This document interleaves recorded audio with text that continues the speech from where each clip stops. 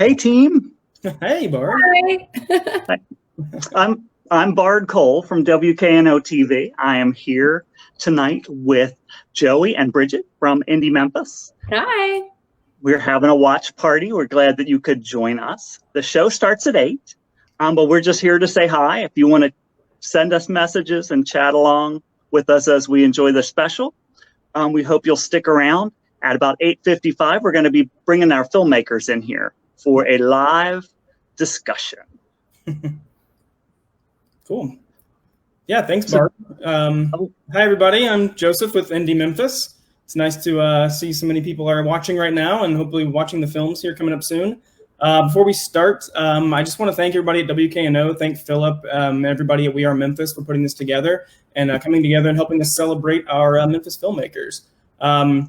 I do want to plug one thing real quick, our Indie Grants program. If you're a filmmaker in Memphis, you definitely want to be involved in this. It is our filmmaker grant program in which we provide cash and in-kind services to 3 different Memphis-based filmmakers to produce short films. We have one for narrative short film, one for documentary, and new this year, which I am very excited about, is our proof of concept grant. It is for filmmakers with a narrative feature film that is in development to produce a proof of concept short film based on that said feature film. So please visit indiememphis.org to learn more about those grant opportunities. One of the films we're going to screen tonight is The One You Never Forget by Morgan John Fox, and that was partially produced through our Indie Grant program. Also, Noah Glenn and Daniel Farrell of tonight's program are both previous Indie Grant winners. So you can see that the Indie Grant program brings about great success for everybody. So please take a look at that. And again, please come back at about 8:55 to join our senior programmer, Bridget Wheeler. She will be the one leading the conversation with everybody tonight. So, Bridget, I know you wanted to do a quick plug for our festival coming up. So, yes, absolutely. Well, first of all, again, thank you so much, Bard, and We Are Memphis. There's nothing we love more than celebrating our hometown talent. So this is a great selection of films with really talented filmmakers. So I'm really excited to be here. For all of you Memphis filmmakers out there, if you are going to submit to the festival, all Memphis filmmakers do get to submit for free. So please email myself or info@indiememphis.com to make sure that you get the waiver code so you can submit for free. And you do have until July 1st, which is going to be our final deadline, which is a few months earlier than we have done in the past. So be sure to put that on your calendars so that you meet our deadline. And that's it. That's all I got. Right. Awesome. I'm back here. I'm working a couple different interfaces. I feel like I'm awfully shifty in the video, but it's because I'm looking at a bunch of different things to try and keep us moving along. What time is it? 7:57. Cool. So we have about, we're in our commercial break on WKNO. The show is airing on WKNO Channel 10. And we will be here chatting about it. If you want to sit and just pay attention to the films, that is certainly the traditional option of how I enjoy TV. I know a lot of people like to chat when they're watching something, so we'll be here because we've seen these films. They're great films and we enjoy them. But what I really want is for everybody to tune in, especially at 8:55 when we bring in our filmmakers, because you can ask them questions. Bridget will be interviewing them, soliciting interesting, creative responses. But this is our first year doing it, and we're really excited. The social distancing has its disadvantages, obviously, but it's also led us to try new ways of interacting that are pretty cool. Yeah. And feel free to type your questions as you go along as well. We will be monitoring those. So we'll be sure that we keep track of all questions that are asked while you're watching these films. And if we've got time, we'll make sure that we get them. We'll get our filmmakers to answer them for you. So you all have been using different sort of social media platforms to have events. Since we can't go to the theaters to see things. What have you been doing? What has Indie Memphis been doing in terms of these special social media events? Yeah, so what we've been doing is we've been using a combination of screening some of our films through our ticketing platform, Eventive. But in order to do the Q&As, we have been utilizing Zoom and streaming live to YouTube. So while we're here, I might as well plug that. If you aren't already following our YouTube channel, please be sure to do so. We've been having our Indie Memphis Movie Club discussions every Tuesday night, usually hosted by our artistic director, Miriam Bale. And they're really amazing, and they're so much fun, and you learn so much by watching these different conversations, whether it's with film critics, fellow filmmakers, and whatnot. So again, make sure you follow us on YouTube and come and check out our discussions every Tuesday. Oh, and we're on the air. The show is on the air now. Great. But we will catch up with you in a little while. We'll see you at the end of the broadcast. Yeah, feel free to comment. Thanks.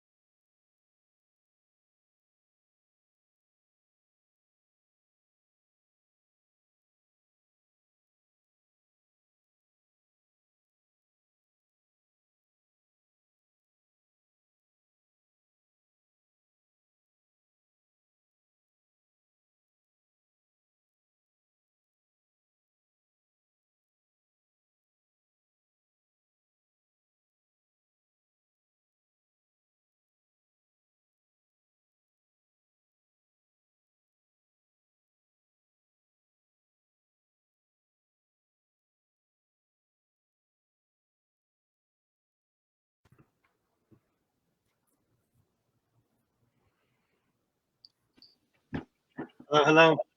Hi, everyone. Hey, everybody. Yay. How does it feel to have just watched your film on WKNO? Except for Morgan. Sorry, bud. Sorry. It's exciting. Yeah. Well, very cool. Well, we'll go ahead and get started. I think what we're going to do, we have maybe about 30 minutes. So I think I'm going to talk to each one of you individually, but I'm going to start with, because we've got such a variety of films here, right? So I'm going to start with the same question for everybody, but then I'm going to have a few specific follow-up questions. And then at that point, I think we'll probably have to open it up to the audience. So let's start with you, Daniel, starring Veronica Tramel. So the first question I want to ask is, where did the idea for these films, or for your subject, if you did a documentary, where you came across the story or why you wanted to tell the story? It really just came from, I remember there was a story about, I think Jeffrey Owens, like he played on the Cosby Show. I think he was working at like a grocery store or something like that. Yep. And someone like took a picture and like uploaded it online and try to shame him or whatever. So that was kind of like the catalyst for the story. And it was really just thinking about a lot of the actors and actresses like from the 90s that, don't have the same careers anymore. And I just kind of took that story and just put my own little spin on it and wanted to tell it from a female's perspective. Yeah. Well, speaking of that female's perspective, what is it like to work with someone like Roslyn Ross? I mean, she's such a professional. She's an incredible talent. The camera obviously loves her. So what is it like to work with someone like that? It was incredible. I felt like she was really teaching me how to direct. She has so much experience. So I didn't really have to tell her anything. She just knew what to do. And she just made my job a whole lot easier. So it was a great experience working with her. So was she able to, like, with all the experience that she does have, was she able to kind of help really bring that, did she draw from her own personal experience to really help flesh out that storyline, or what was that? Was there a lot of give and take there with telling that aspect of it? Yeah, definitely. I mean, she always knew what to do. I just really just let her take the role and just make it her own. So, when she initially read the script, she was really excited and she could relate to it at some level. And she was just really prepared to do it. That's awesome. It's always great to see Roslyn on the big screen. Well, amazing film, Daniel. Let's move on to Zaire Love. Hi, the documentary Soul Fed. So same question. How did you stumble upon this story, and what about it made you want to tell it? I am. Can you hear me? Uh-huh. Okay, cool. Well, I was doing a summer internship with the Southern Foodways Alliance in Oxford, and we had to do a film about food. And my memories about food was those Sundays after church where you had, the fish plates in the bag, or you all had like these different, what do you call it? Potluck style dinners and stuff after church. And so I really wanted to capture that. I really wanted to do that. And my work, it is meant to honor and amplify the voices of the Black South. So I thought that would be something that would really capture that part of our culture, which is, church and good food. And so that church is called the Truth Church. It is in Batesville, Mississippi. And so they were so pleasant and so welcoming, and they eat 3 times a week. So they eat on Sunday, Tuesday, and Saturday. So I said, that's a great recipe. So let's capture the story. Well, it was really excellent, and it's a really beautiful story. And have you had any follow up with them recently, now in the middle of a pandemic, and kind of what that what that piece of their community within their church looks like now. Yeah, so I haven't been able to follow up as far as like really having those discussions, but I did let them know that, you know, they will be on TV tonight. But I also like join in on Sundays or on some Sundays where they're live streaming. I'm not sure if they're doing the cooking, but I'm pretty sure somebody's in the kitchen. So it's like live streaming from home because it's a pretty small church, but it feels like a family church. So they kind of do it from the house. Yeah. So, and a question more maybe about you as a filmmaker, because I know this past year at Indie Memphis, you had 3 films in the festival, correct? Yes. Yes. I remember sending you that email. I was like, wait, but I've got 2 more. I got 2 more follow-up emails for you. So you show, you know, quite a range as a filmmaker. So you've had this really, you know, this beautiful, you know, kind of structured documentary, but then you also have, you know, maybe some more personal pieces as well as kind of experimental and hybrid. So again, you've got a lot of range. Where do you find that you're most comfortable as a filmmaker in, you know, your style of storytelling? Yeah, where I'm most comfortable, definitely in that poetic experimental range, because I like to marry both narrative and documentary. I'm really interested in documentary because it allows me to tell a true story. But while pairing it with narrative, it allows me to tell that creatively. And a lot of the people that I have went in partnership as far as creating it, allowing me to capture their lives. They've also been very, very, very, very willing to like go on this creative journey with me, because I'm not sure if you all know, I just started making films when I started my MFA program in the fall of 2018. So it's been thank you. I just graduated virtually, y'all. Yay! Congrats. Thank you. So just being able to go on the journey, both figuratively and literally, has been great. So that's my sweet spot, that poetic, experimental form of documentary. Now, is there anywhere, if you want to kind of plug those 2 other films, I would love for you to do that. And if there's a way that other people can see those films, just so everyone can have context to your range as a filmmaker.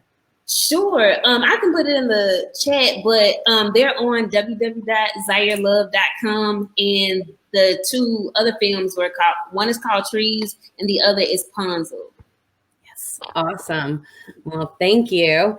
All right. David Goodman, Floating Pilgrims. Yes. There's a lot of chatter in the comments box about this particular documentary, which was also the jury award winner of this past year's festival, right? Yes. Yes. Awesome. What an interesting story. So how did you stumble upon this story? I've always been, well, I haven't, in the last 10 years or so, I've taken an interest in that area. It's a little marina. You drive through Martin Luther King Jr. Park, and there it is. It's hidden. As you heard Lisa, one of the residents, call it Hidden Lake. It is kind of an unknown area. I was very interested in it as a place and who the people were who lived there. Their homes, they're floating in the water. I found that fascinating, and so I approached the residents, and they were very friendly. And over time, I started videoing. So yeah, it started as an interesting place and people and grew, and it was filmed over a long period of time, over the course of a year. So I wanted to see the seasonal change and what happens to the place as much as to the people over that time. I mean, it really was just an absolutely stunning portrait of this community. And, you know, it did seem like a really tight-knit community. So what was that like to build that relationship within the community and build that trust in order for them to be like, sure, turn the camera on, we'll talk to you? I can't imagine, you know, and I'm sure Zara, you can probably, you know, anybody who's done a documentary can kind of speak to like, that is such a huge and obviously crucial piece, is to build the trust. So with a tight-knit community like that, what was that like for you? Well, I met the right person first. Harold, who calls himself the mayor of of the marina. Yeah. And he was sort of an ambassador for me, introducing me to the other folks who live down there. And I think that's always helped in many of the documentaries that I've made, having someone who brings me in and introduces me to the other people involved in a community event, or in this instance in a marina. So yeah, talking to Harold and then meeting Larry Stanley, who owned the marina, and just gradually meeting more and more people there. And it took time Sure.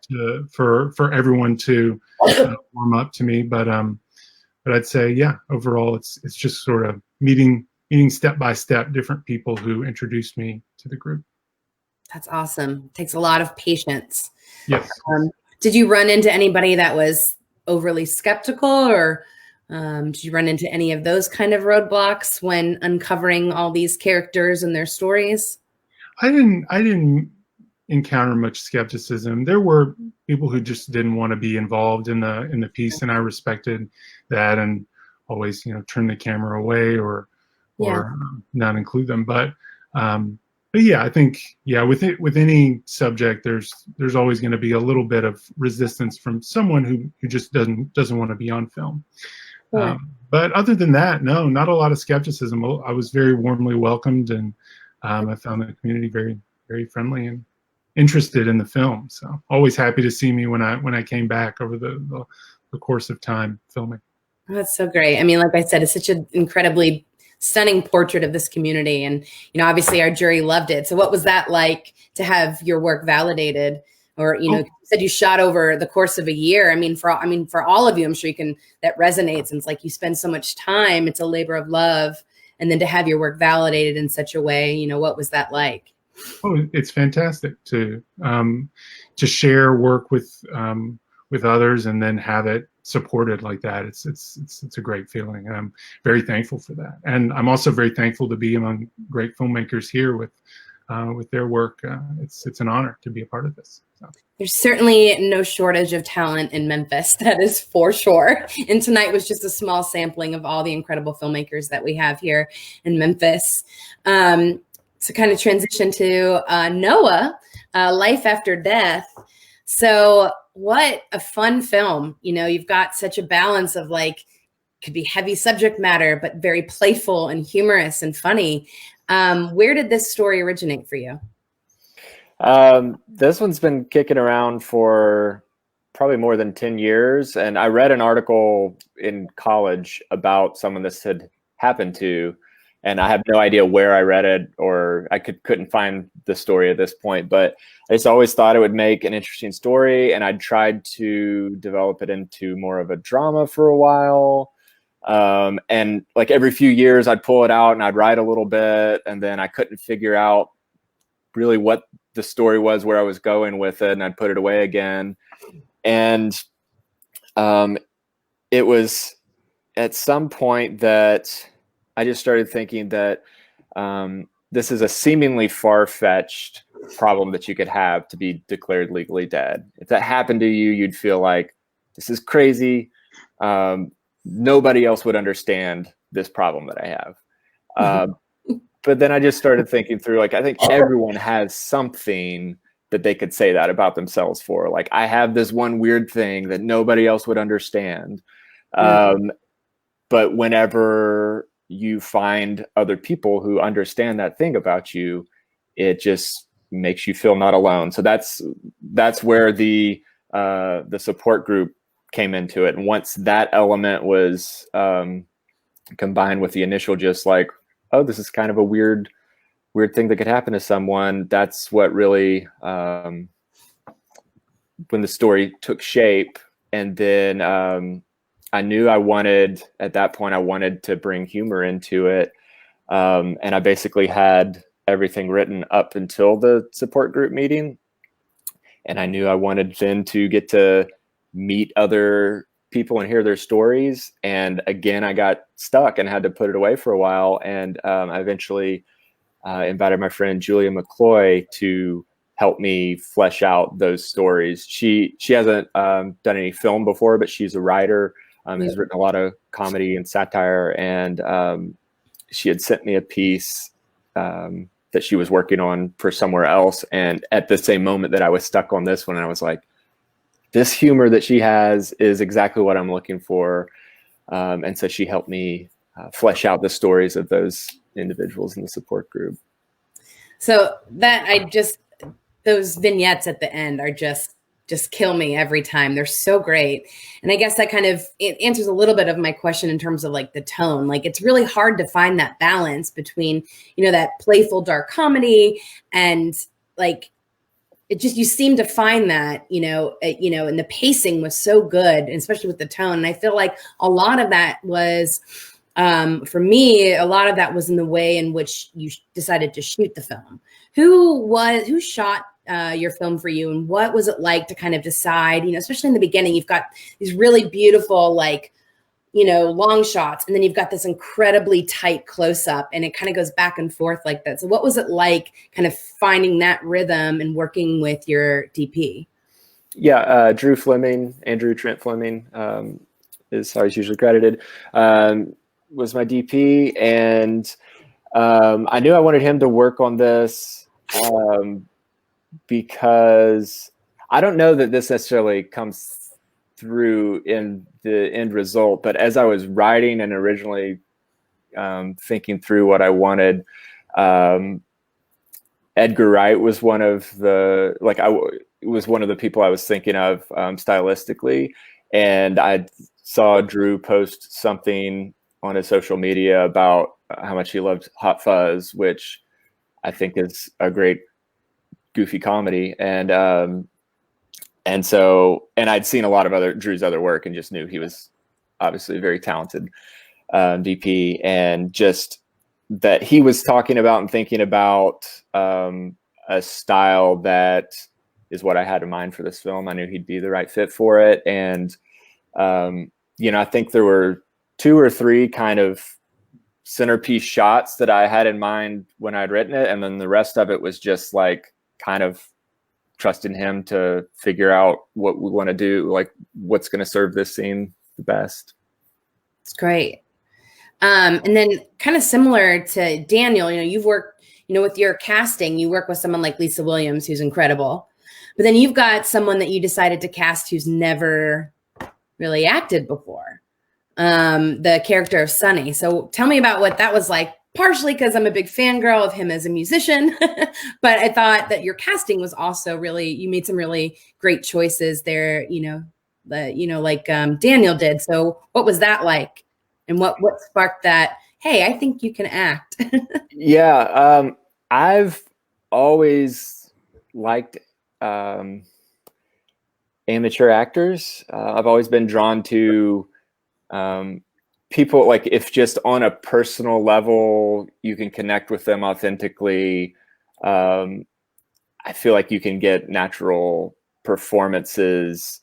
For me, it's like I either want to work with someone who's very experienced, like super professional actress, someone like Roslyn Ross, or I want to work with someone who just has a personality that connects to that character, but who may not have a lot of experience as an actor, that can just kind of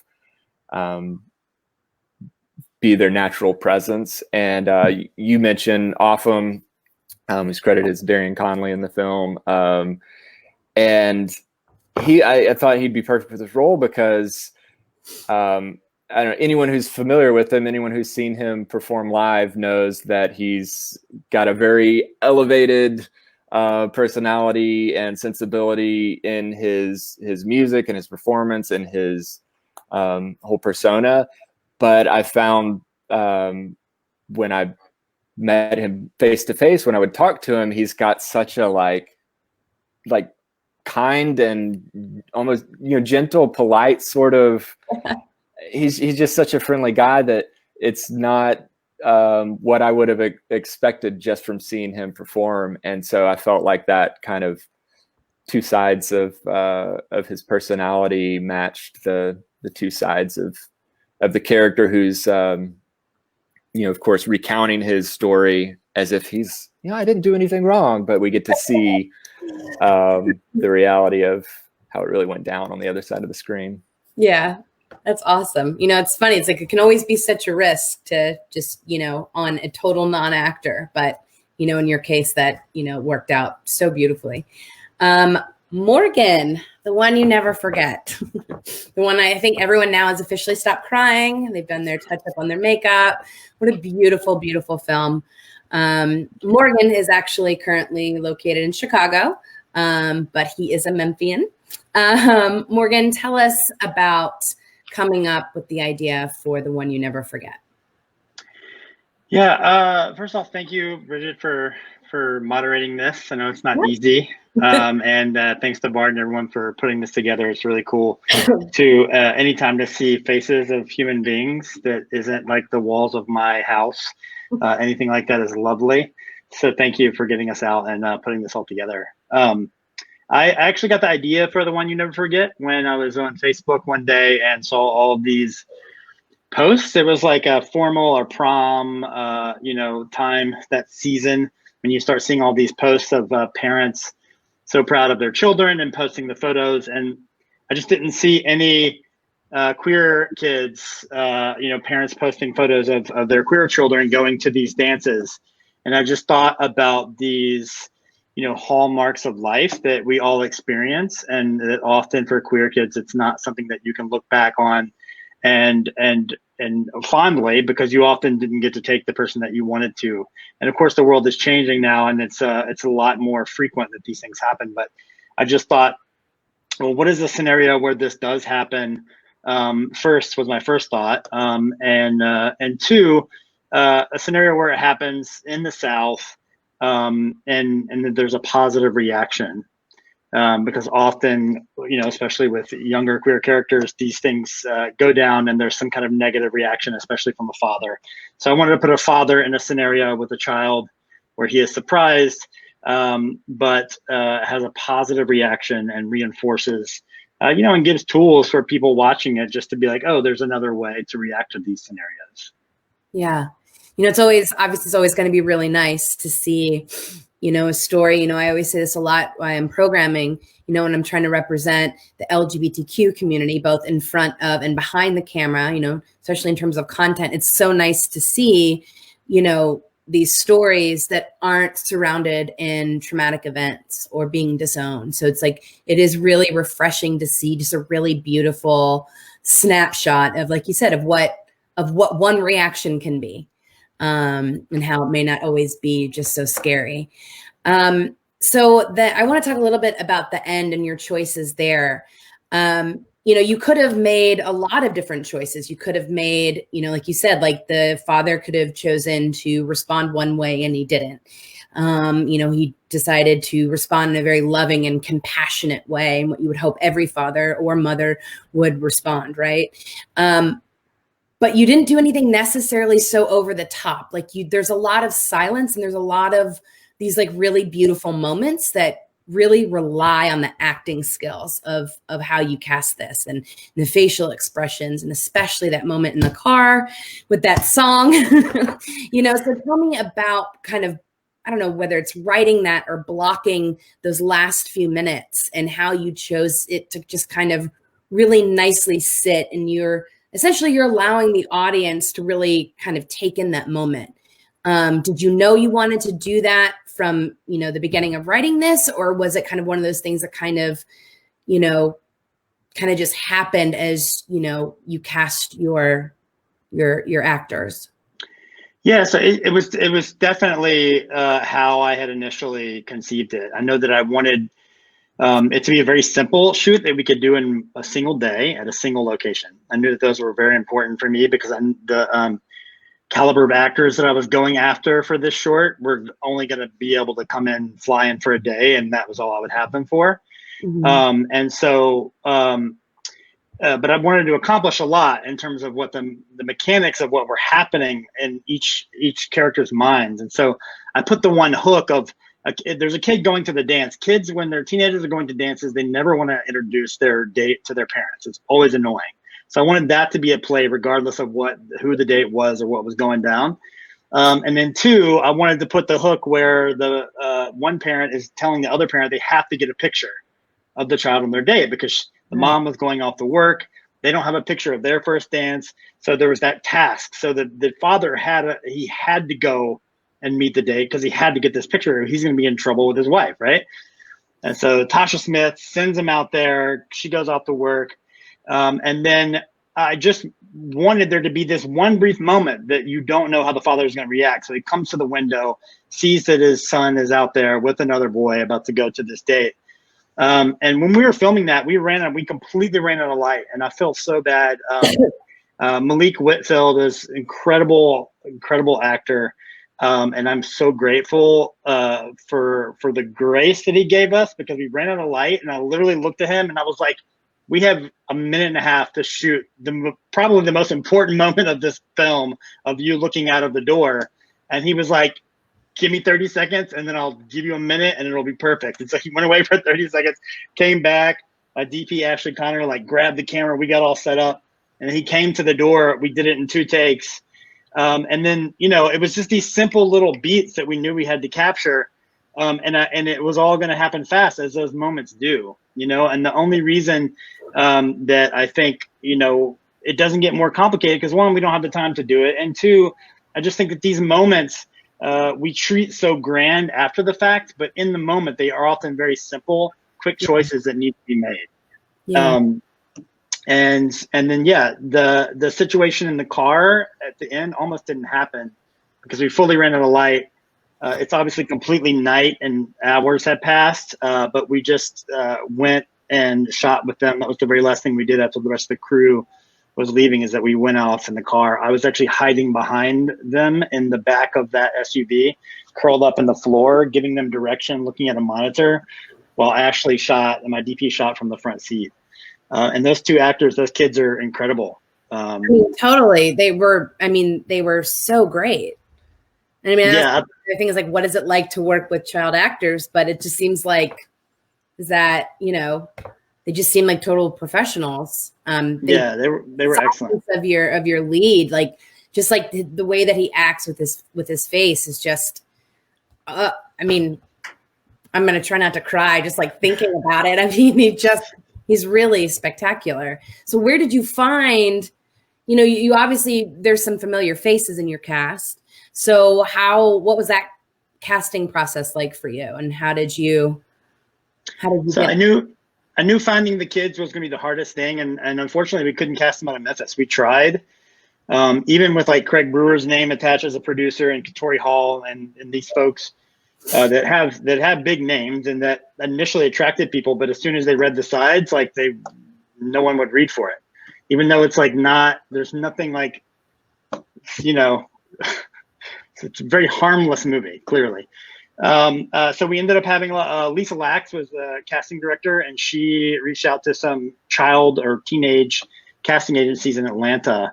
And so we had a whole bunch of people read and put on tape for that. And they were both like, I cast them both right away, like out of everyone, some really great reads, but Owen and London, the 2 kids were easy, no brainers. And so they both came in, and then the parents that all came together in like less than a week leading up to shooting. Katori Hall gave me a list of folks that she had worked with in TV and in theater. And then Craig Brewer helped with reaching out to some folks. So Tasha was someone that I wanted to cast. She had been in, Empire, and she does a lot of stuff, but he had specifically directed her on Empire. And so he gave her a call. She read the script, was totally down. And then she had worked with Malik before. He was also someone on my short list, and she was like, I'll call him. I would love to work with Malik. We did our first movie together like 20 years ago. Yeah. So she called him up, and he was like shooting another movie, but he came in for the weekend to give us a day to shoot. So it was really fortunate how it all came together. It was a very brief window, and got very lucky. That's awesome.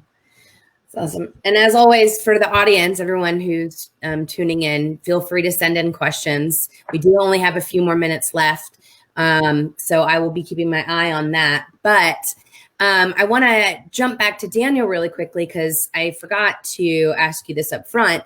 You also have had a number of films at Indie Memphis, well, especially this past year, but you've done narrative as well as documentary short films. And I'm just kind of wondering, same thing that I asked Zaire, where you feel most comfortable in, because you seem to go back and forth between the two genres pretty seamlessly. So where do you find yourself most comfortable? I would definitely say narrative. For a documentary, the subject matter really has to interest me. Yeah. I don't really plan a documentary. It's just, I'm out in the world and I just see something that I like and I'll say, okay, I want to make a documentary about that. So I don't really plan my documentaries. I do plan my narratives.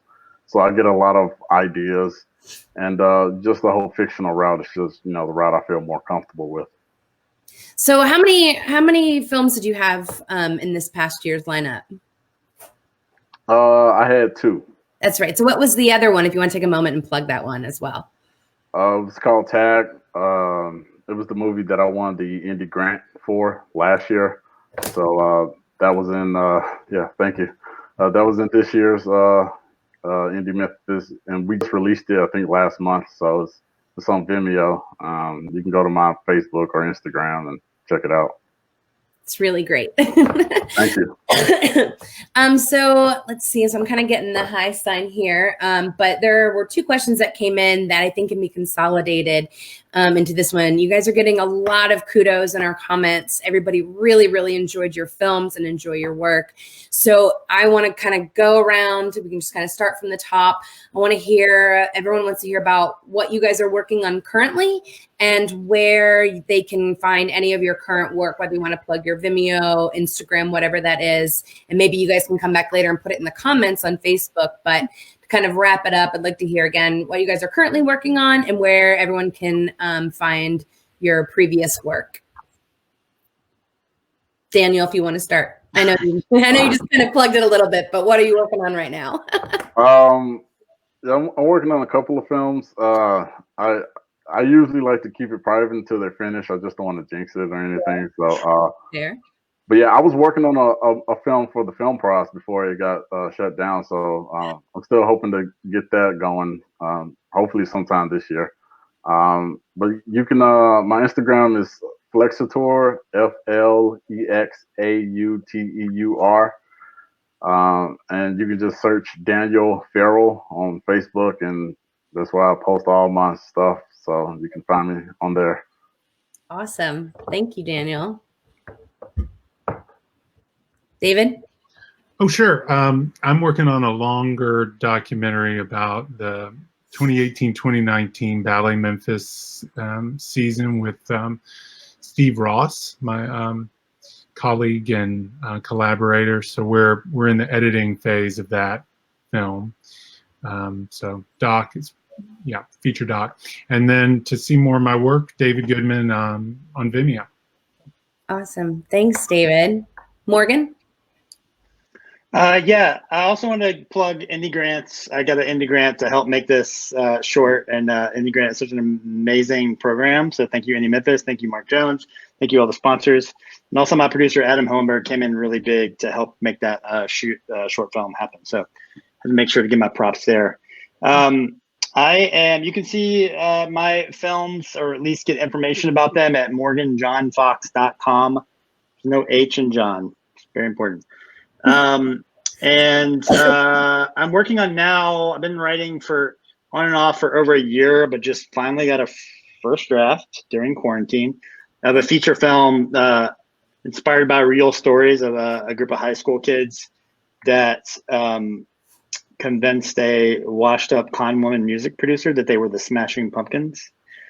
And that's all I'll say about that. But I'm working on the second draft as we speak. I'm literally right now, I'm over here typing. And that's it. That's what I'm working on.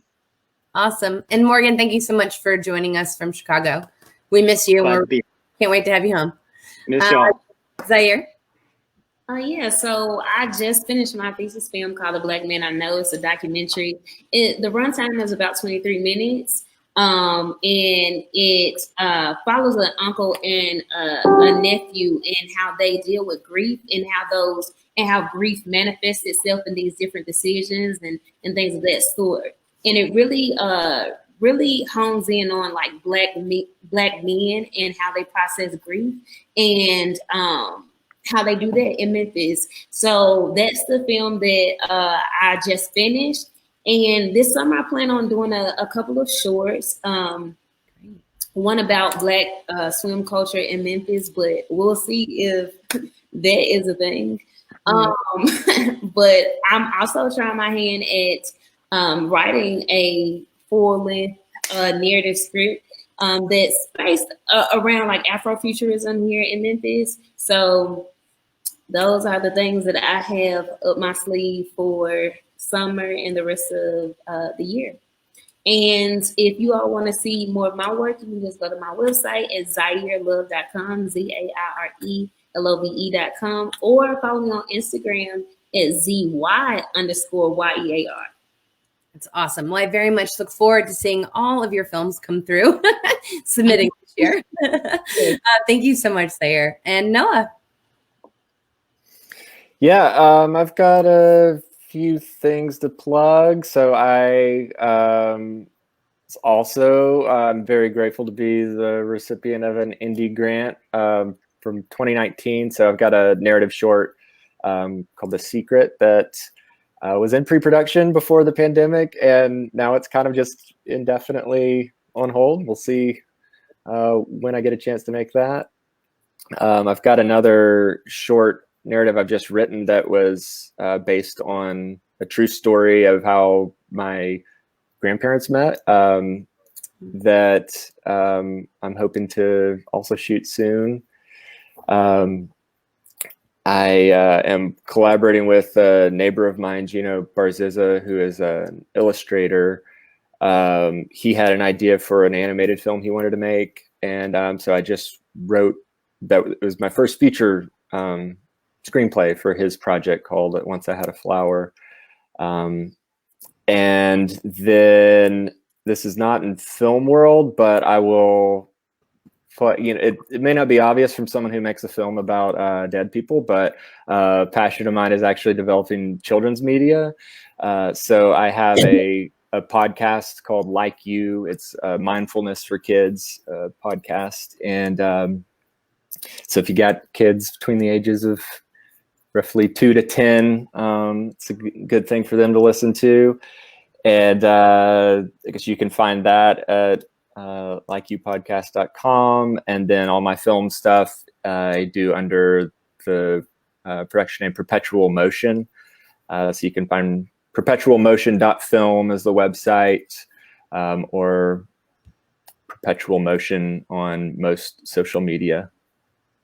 Awesome. Well, I can't thank you guys enough again for talking to me tonight. The audience, if you've been taking a look at the live comments, everybody thoroughly enjoyed all of your work and definitely look forward to seeing what you guys do next.